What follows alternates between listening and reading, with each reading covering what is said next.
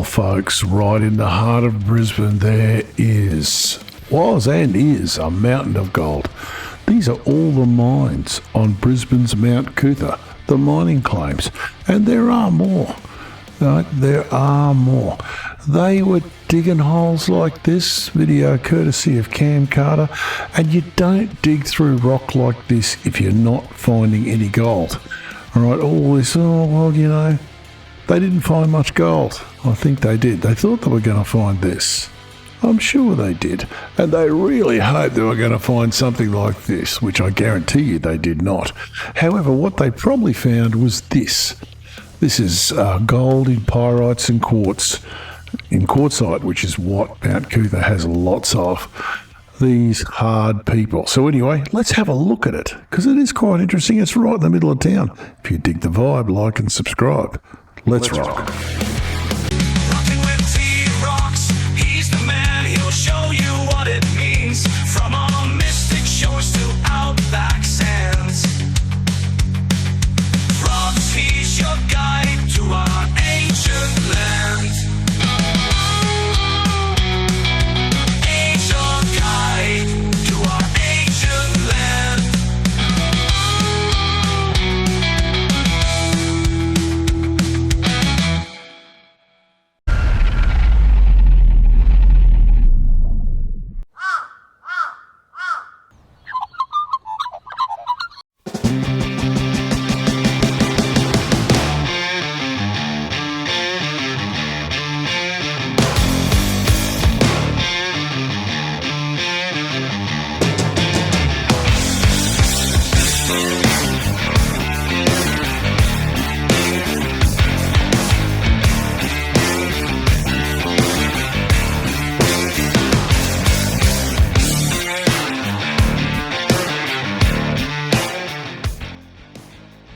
Well, there we go, folks. We've just gone through the city, past St. Bridget's, heading out towards Red Hill.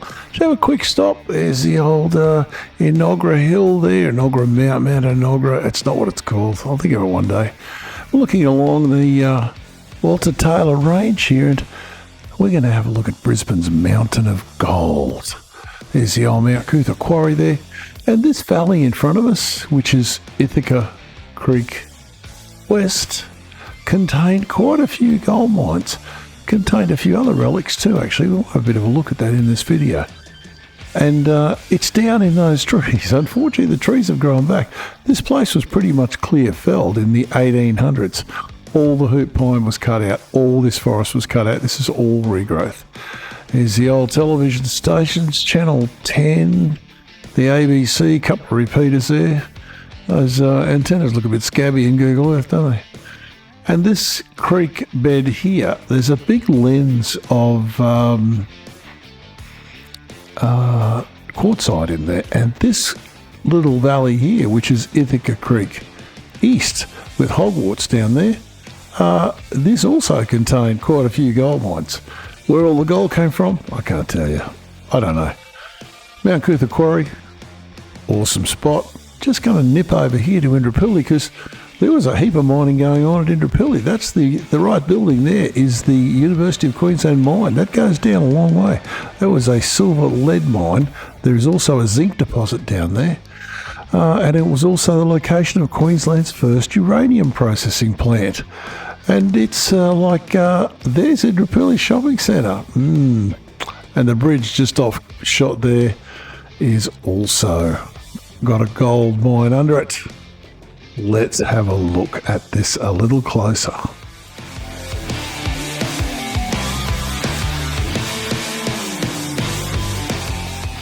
Well, Geo Nerds, I thought we'd start at the very beginning. A very good place to start. Adux at Fidelis. Romanes eunt Domus. People call Romanes, they go the house. Which translates to the bold and the beautiful. No, sorry, the bold but faithful. Here's a map of, well, Australia, 1840. No Queensland. We're going to zoom in here a bit because there's some interesting stuff here. The glassed houses, Moreton Bay, wide bays below Fraser Island in those days, Pumice Stone River, before they knew it was a passage. Amazing. Now, this is a map of Queensland from 1859 when we existed. Those little dotted tracks are the explorers Leichhardt, Gregory, Mitchell, etc. And the big heavy line through the middle there is at that time the limit of occupancy in Queensland. You know, colonialists on one side, colonists to the right, native people to the left. George Bowen, our first governor. Not a bad guy. His wife's name was Diamantina Roma, and she probably came from the island of Ithaca. Says a lot about Brisbane place names and a few of our towns, eh? Anyway, Bowen got gypped. When Queensland was founded, we had 7.5 pence in the treasury, and someone broke in the next day and stole that. So poor old Georgie had to write all of the public servants' pays out of his own pocket until the money started coming in. New South Wales just gypped us. We got no support from the military, even though we paid for it all. This is one of the reasons Queensland left New South Wales. It's because all the money kept going to Sydney and nothing kept coming back. What they needed was some gold. They needed, because you had to sell your gold to the government, they needed a gold discovery.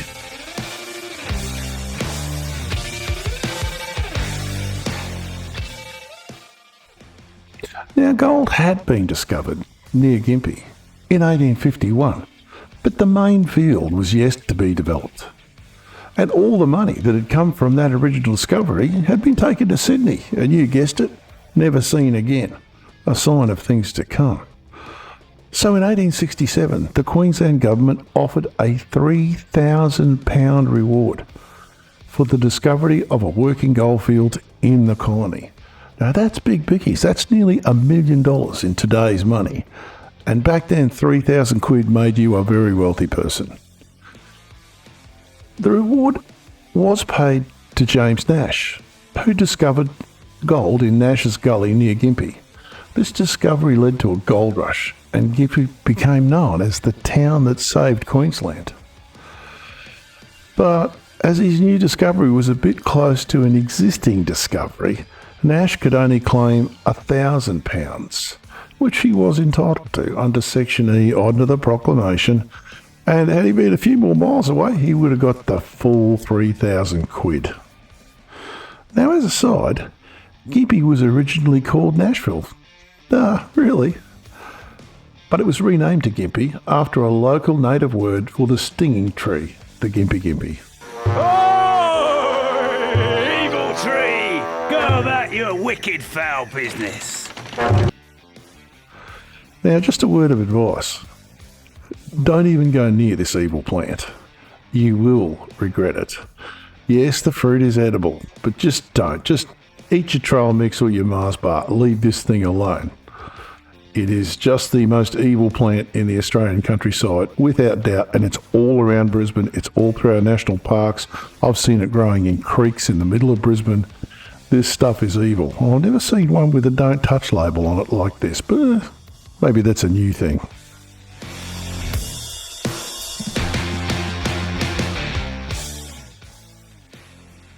But T-Rocks, we're 9 minutes into the video and we haven't talked about Brisbane's Mountain of Gold. It's coming. Much later.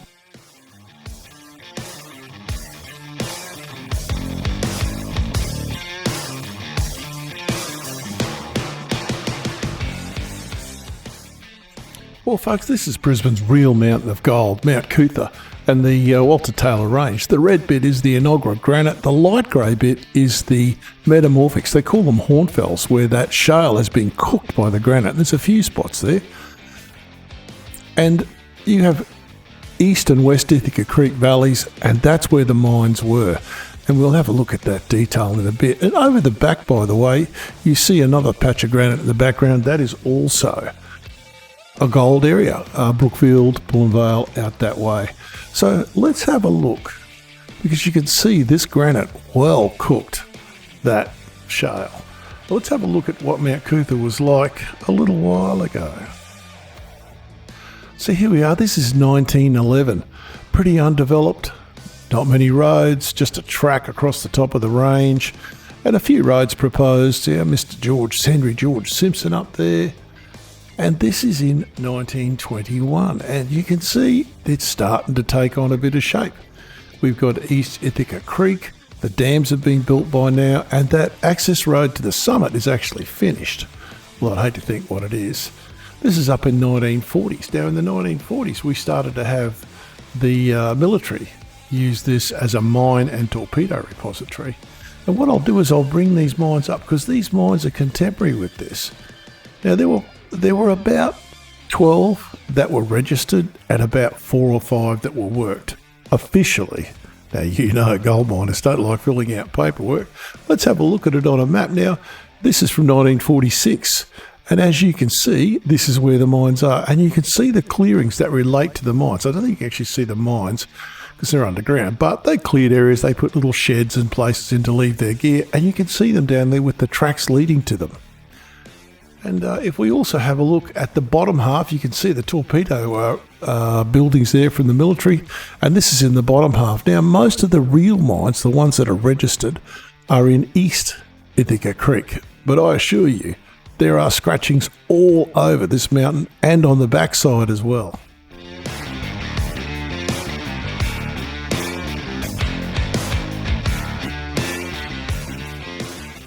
So the last survey of this area was done in 1980 by a mining engineer. And here it is, and I'll just put the mine claims up on top of it. And you can see the Litchfield's mine, you can see the Ghost Hole mine, etc. If we zoom in, towel shafts there, and we'll have a look at this in the field very soon. Now let's have a look at the topography. So here we have the LiDAR, and here they are here. Now, you can walk into these from the park. It's really easy to do. And I'll show you in a bit. So there was quite a bit of mining going on up there, but how much gold came out? That's the big question.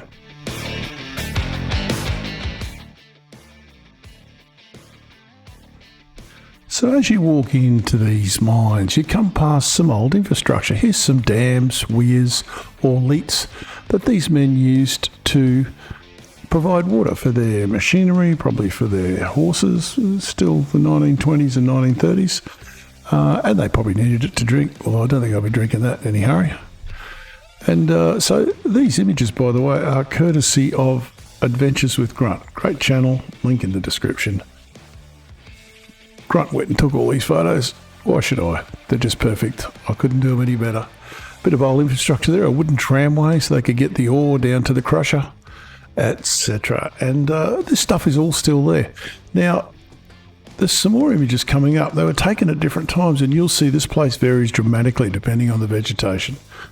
Now, it's quite green here when Grant's here. This is further up the hill. These are the Towley's mine shafts, or Towles mine shafts. These are all filled in, of course, but they're still dangerous. Don't get too close.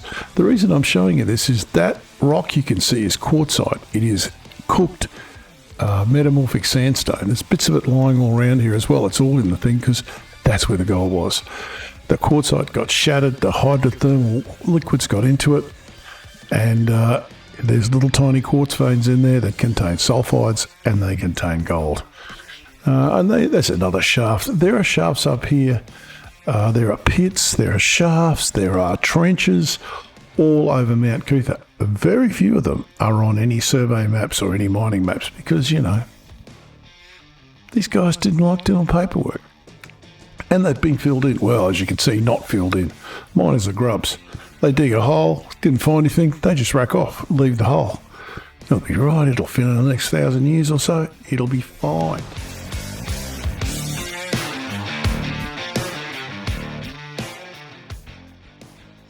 So what a difference 6 months makes, eh? Look how dry this is now, dry as a chip. This video is courtesy of Cam Carter Adventures. Cam went and videoed a whole pile of these gold mines, and I will put a link in the description to his video. It is also excellent. But this is the sort of thing you get. This is a pit where they've gone down, had a look. If you go up in a ravine here, you now see there's a couple of shafts here. There's one down the bottom, there's one up the top. They're not shafts, actually, they're audits. The shaft goes vertically, an audit or a tunnel goes horizontally. And yeah, look, this serious rock, just look at that rock on the side. That's actually schist, or It's metamorphic shale, but they're looking for quartzite because that's where the gold is in here, in the sulfides. And if you look in the roof of this tunnel, just briefly in the entrance, you'll see quartz vein, and it's quite a big quartz vein up there running across. There's a heap more inside, but it's too dangerous. There's no point going in there. You're going to prove nothing. Send your drone in, send your Neo in or something, but don't go in yourself. Besides, there's nasty big spiders in there, and bats, and all sorts of things. So anyway, that's probably all we're going to do as far as looking at the Mount Coot-Tha mines, because a lot of them have been filled in. They've been dynamited to stop people going into them because they're dangerous damn things. And kids, you just can't trust them. So there you go. What we're going to have a look at now is the actual gold. What came off this mountain that we know about? And what do we think came off it? And can more come out?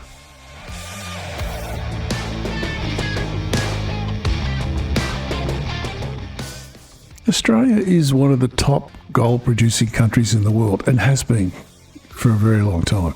We joggle with China and Russia, but, we're there. And there's a good reason. A, we've got a lot of gold, but we were very good at mining it. One of the safer places to be is in a gold mine. Way safer than a coal mine, I'll tell you that. So if you want to mine gold nowadays, you need to understand that for some reason, gold is still measured in troy ounces. Now, just this week, and I'm producing this in May 2025, a troy ounce of gold weighs about 31.1 grams, and a troy ounce of gold in Australia today is just over 5,000 Australian dollars for a troy ounce of gold, which is nuts. Now, most modern gold is mined at a microscopic level. You can't see the gold. It's just molecularly distributed through the rock. And it needs a plant to dig it all out, whatever. And they're very good at doing that. Now, Australia economically mines rock down to 5 grams to the tonne today. And the more expensive it is, the lower that number can be. Mount Coot-Tha, the rock that was sampled off Mount Coot-Tha, was producing 10 to 11 grams to the tonne 100 years ago. So is Mount Coot-Tha still viable? Absolutely. How much gold's up there? Don't know. You'd have to do a drilling program. You're never going to do it because it's now a national park, so not going to happen. But there's still gold there. It's viable because of how much there was, how rich it was. Hand mining, not a chance. Not a chance. You'd have to go industrial. You'd see it from Brisbane for sure. And we know it's not going to happen. So anyway, that is Brisbane's mountain of gold. It did produce gold. How much it produced, we'll never know. Will it produce again? I strongly doubt it, but it's still there.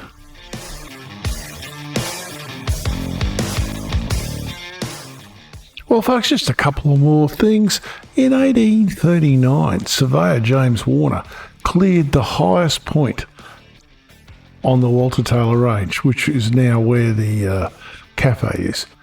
And he cleared it back, but he left one tree for the surveyors to use as a triangulation point around Brisbane when they were surveying. And needless to say, it got known as One Tree Hill. It was later renamed to Mount Coot-Tha, Coot-Tha being the local Aboriginal word for the honey they used to collect there.